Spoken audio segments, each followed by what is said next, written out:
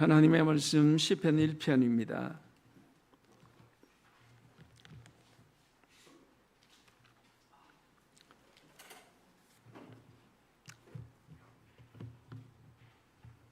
시편 1편 1절에서 6절까지 말씀, 오늘 우리 다 같이 합독하도록 하겠습니다. 같이 한번 읽어보겠습니다. 복 있는 사람은 악인들의 꾀를 따르지 아니하며 죄인들의 길에 서지 아니하며 오만한 자들의 자리에 앉지 아니하고 오직 여호와의 율법을 즐거워하여 그의 율법을 주야로 묵상하는도다. 그는 시냇가에 심은 나무가 철을 따라 열매를 맺으며 그 잎사귀가 마르지 아니함 같으니 그가 하는 모든 일이 다 형통하리로다. 악인들은 그렇지 아니하며 오직 바람에 나는 겨와 같도다. 그러므로 악인들은 심판을 견디지 못하며 죄인들이 의인들의 모임에 들지 못하리로다. 무릇 의인들의 길은 여호와께서 인정하시나 악인들의 길은 망하리로다. 아멘. 우리 옆에 분과 한번 인사하시기 바랍니다. 잘 오셨습니다. 잘 되고 있습니다.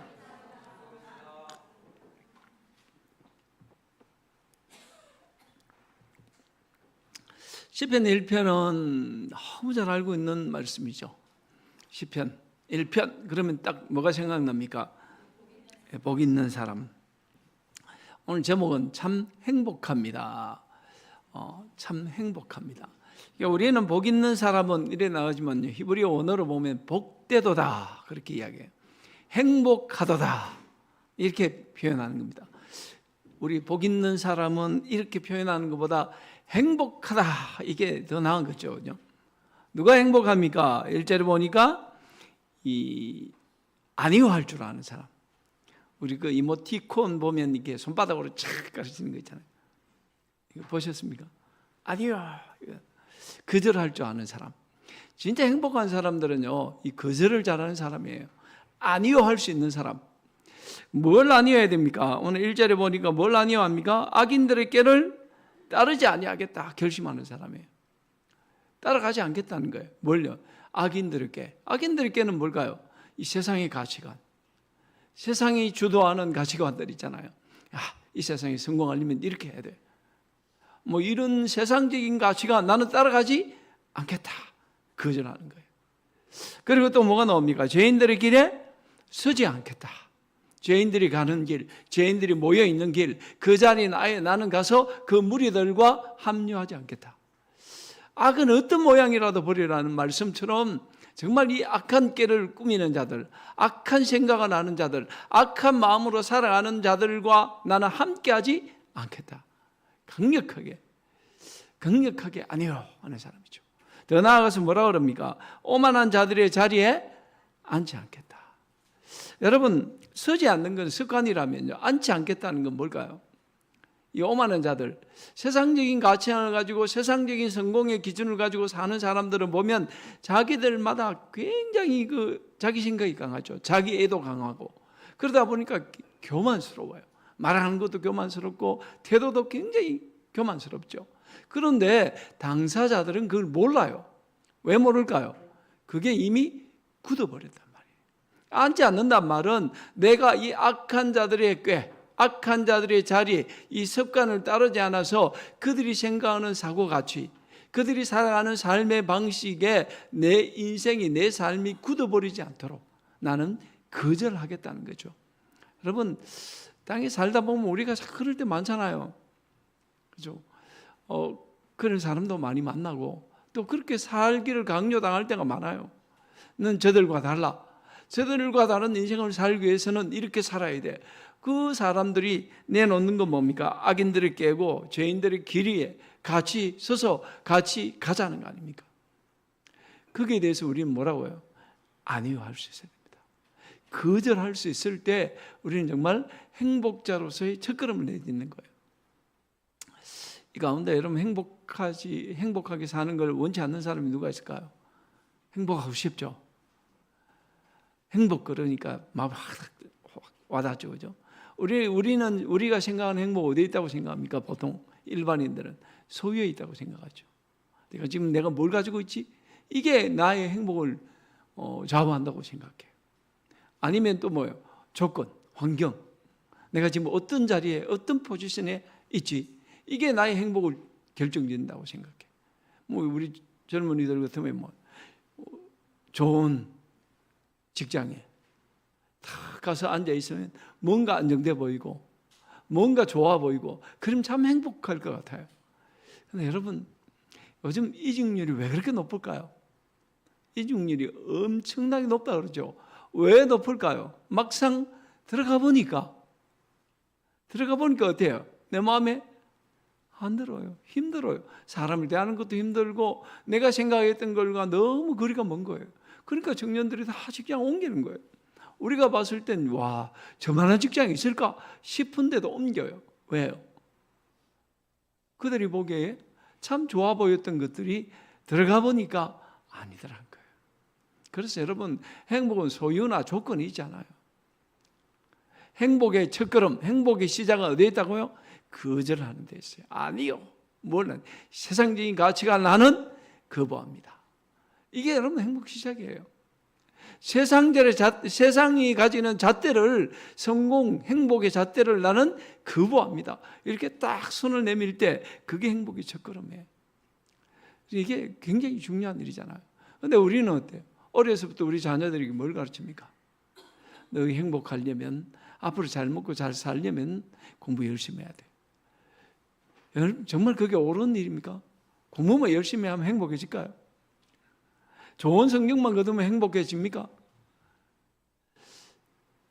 근데 우리 자녀들 그렇게 또 키워요. 내가 그렇게 살아보고서도 또 우리 자녀들은 또 그렇게 또 키우려고 그래요. 여러분, 제발 그렇지 않았으면 좋겠어요. 우리 자녀들에게 정말 자녀들이 행복하기를 원하다면 이 시편 말씀을 가르쳐 주죠. 어려서부터 이 세상적인 기준과 가치관에 대해서 아니요 하는 법을 가르쳐야죠. 세상에 이게 좋아, 이게 행복해, 이 화려한 것들을 봐, 이 금덩이를 봐, 이것만 가진다면 행복해질 거야. 거기에 대해서 부모는 뭐라고 이야기해야 됩니까? 그거 아니야. 너 그거 가진다고 행복해지는 게 아니야. 그걸 가르쳐야죠. 시편에서 말한 정말 참 행복자의 첫걸음은 이 세상의 가치와 기준을 거부하는 것, 거절하는 데서 시작됩니다. 우리도 그렇게 살 수 있기를 소망합니다. 우리 자녀들에게도 그렇게 가르쳐 줄 수 있기를 저는 소망합니다. 더 나아가서 우린 그 거절하고 거부했던 것을 뭐로 채워야 됩니까? 2절 말씀 한번 볼까요? 같이 읽겠습니다. 시작.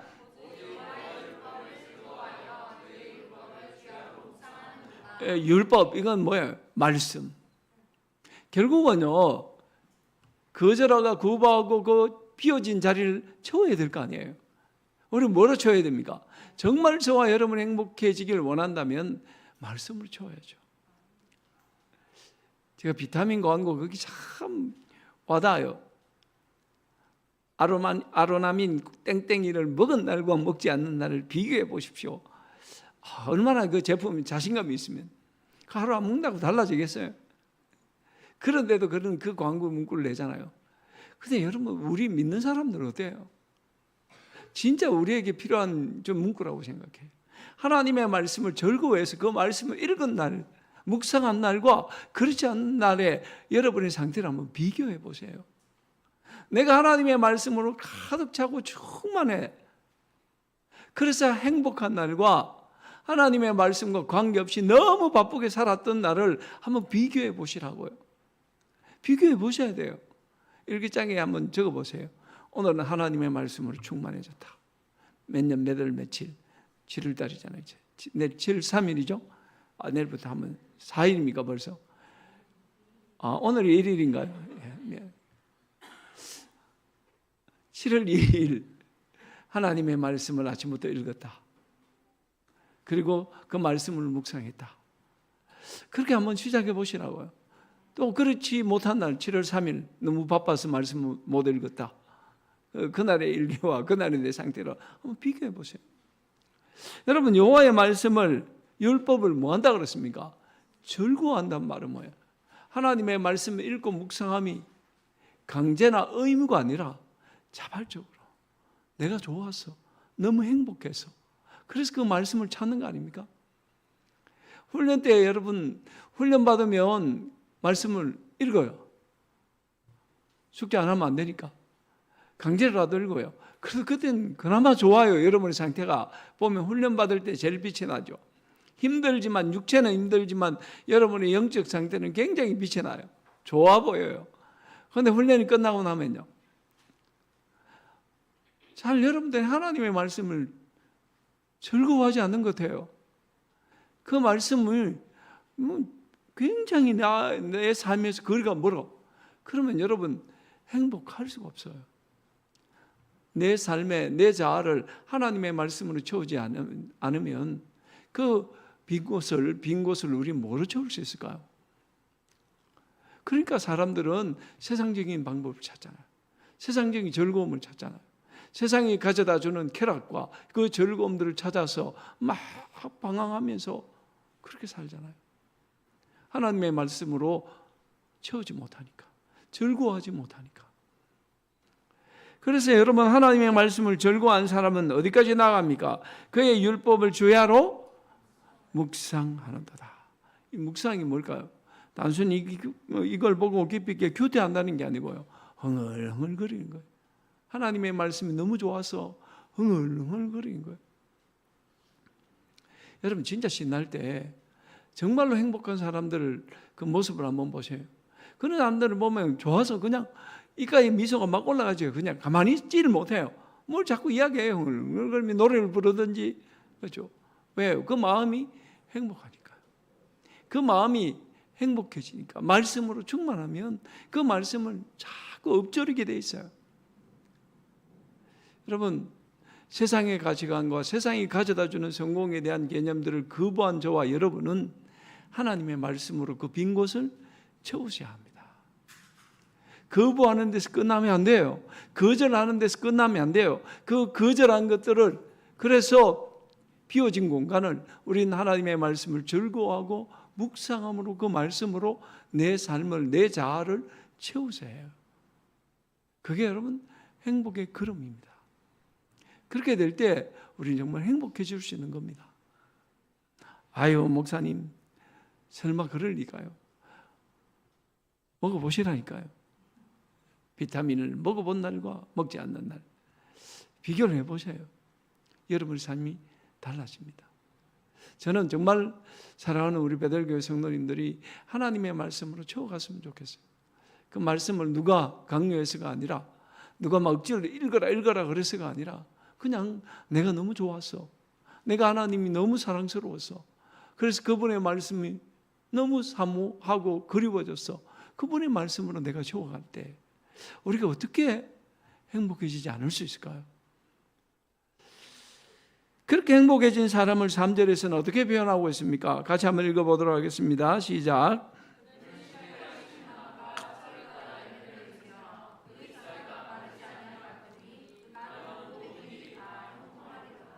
그래서 여러분, 이 행복한 사람의 그림을 다 어떻게 묘사하고 있어요? 시냇가는 물이 풍부한 그 시냇가에 심겨진 나무입니다. 여러분, 오해하시면 안 돼요.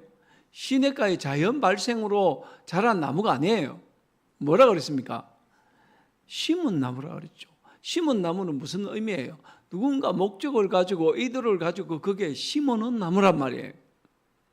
여러분, 저와 여러분이 행복한 이유는 뭔지 아세요? 하나님이 우리 한 사람을 그냥 아무데나 씨를 뿌려가지고 자생해내 그렇게 한 게 아니고 목적과 의도를 가지고 우리를 다 심어 놓으셨단 말이에요. 우리 인생은 어쩌다 보니까 이 땅에 태어났고 어쩌다 보니 이렇게 살아가는 게 아니고요. 여러분들이 그걸 인정을 하든 인정을 하지 않든 하나님은 여러분 각자 한 사람 한 사람을 다 지목하시고 마치 나무 한 그루를 시냇가에 심으시듯이 저와 여러분의 인생을 심어 놓으셨단 말이에요. 뭘 가지고요? 분명한 목적을 가지고. 이걸 우리는 몰라요. 이걸 모르니까 내 삶이 조그마한 실패를 만나면 그래서 불행해지고 힘들어지고 나는 왜 이러지? 그렇게 여러분 우리 자신을 비하하잖아요. 여러분, 우리 인생의 시간들 부분들은 퍼즐 한 조각 같아요. 퍼즐 한 조각. 퍼즐 한 조각을 여러분 놓으면 그 한 조각을 보고 전체 그림을 알 수 있습니까? 없습니까? 몰라요. 언제 압니까? 그 퍼즐 조각들이 다 맞춰지면 이게 이 그림이었구나. 그때 보이는 거죠. 우리 인생이 그렇단 말이에요. 내가 지금 실패하고 깨어지고 부서지는 이것도 뭐야? 내 인생이 퍼즐 한 조각에 불과한데 마치 그게 내 인생의 모든 것인 양 좌절하고 포기하고 절망하고. 그러면 하나님이 우리를 의도를 가지고 시냇가에 다 심으신 나무들인데 그렇게 가볍게 살아가는 우리의 모습을 보면 하나님이 참 답답하실 것 같아요. 입장 바꿔놓고 생각해 보세요. 안 답답하시겠습니까? 이제 퍼즐을 맞춰 가는데 퍼즐 한 군데 잘못 났다고 끝장 났다고 막 대성통곡하고, 왜 그게 끝장입니까? 잘못 났으면 다시 바로 잡으면 되죠. 여러분, 우리가 살아가는 순간의 실패는 그와 같아요. 실패할 수 있죠. 넘어질 수 있죠. 누구라도 다 실패하고 넘어집니다. 이상한 게 아니에요, 그거는. 그런데 우리가 정말 놓치지 말아야 될 건 뭐예요? 하나님은 의도를 가지고 목적을 가지고 나를 심으신 분이고, 그냥 아무렇게나 광야에 씨를 뿌려놓은 게 아니고 어디예요?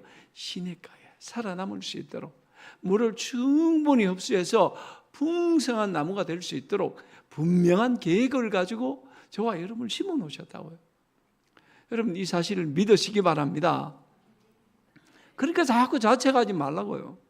자꾸 좀 안 된다고 자책하지 말고, 좀 안 풀린다고 기죽지 말고. 왜 그렇게 삽니까?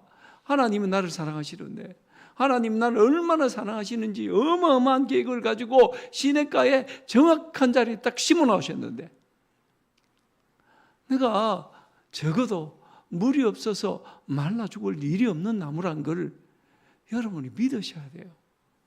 그게 시편 1편의 말씀은 그래서 우리가 행복한 사람이란 말이에요. 그래서 그렇지 않나요? 우리 얼마나 행복합니까? 기죽지 마세요. 그러니까 저는 특히 우리 청년들 보면 기 안 죽었으면 좋겠어. 기죽을 일도 없고 필요도 없어요. 우리는 잘못할 수 있죠. 잘못 놓을 수 있죠. 좀 부서질 수도 있고 깨질 수도 있는 거예요. 그러면 들고 일어나야죠. 왜냐하면 하나님이 나를 시냇가에 심어 놨다니까요. 그래서 저는 그 말 참 좋아요. 망할래야 망할 수가 없는 사람이에요. 믿으십니까? 그래서 우리는 어떤 사람이라고요?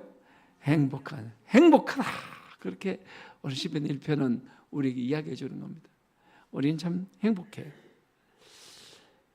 그래서 잎사귀가 마르지 않아요. 하는 모든 일이 어때요? 형통해요.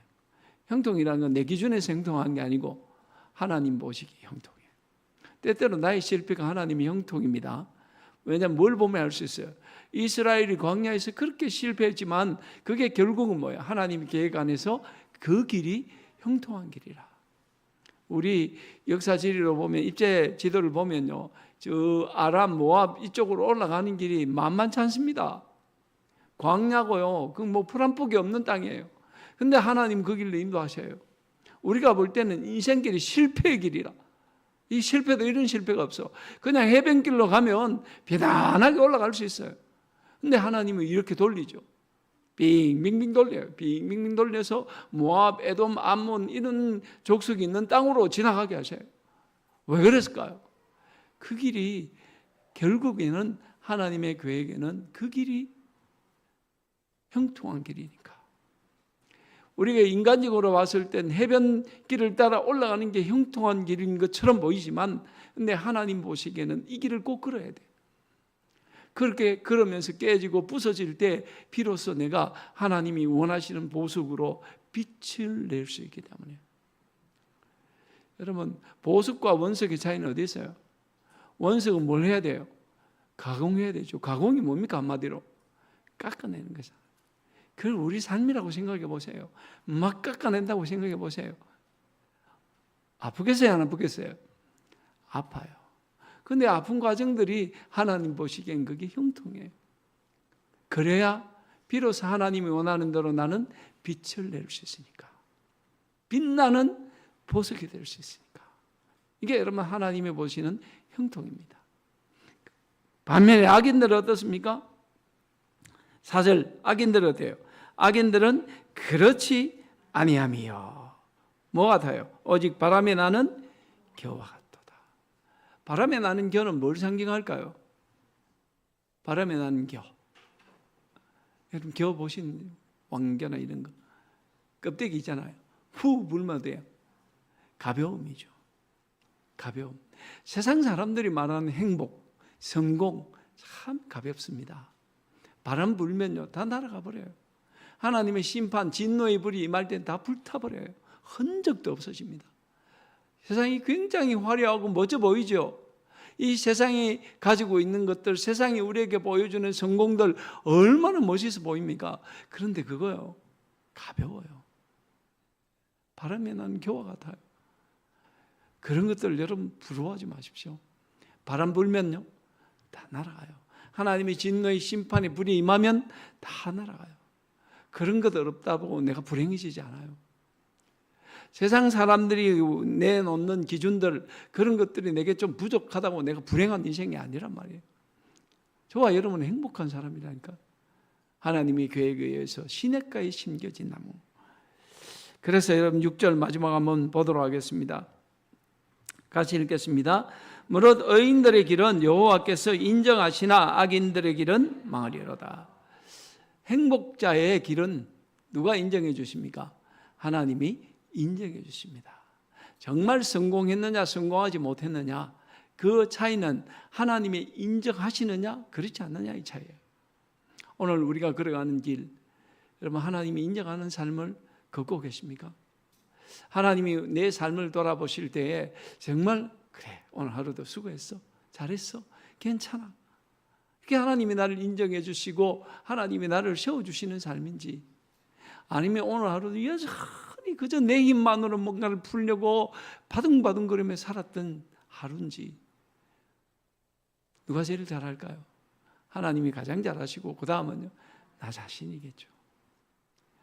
여러분 그렇게 안 살았으면 좋겠어요. 너무 아둥바둥 거리지 마세요. 너무 아둥바둥 거리지 마세요. 그렇게 산다고 해서 여러분 안 달라집니다.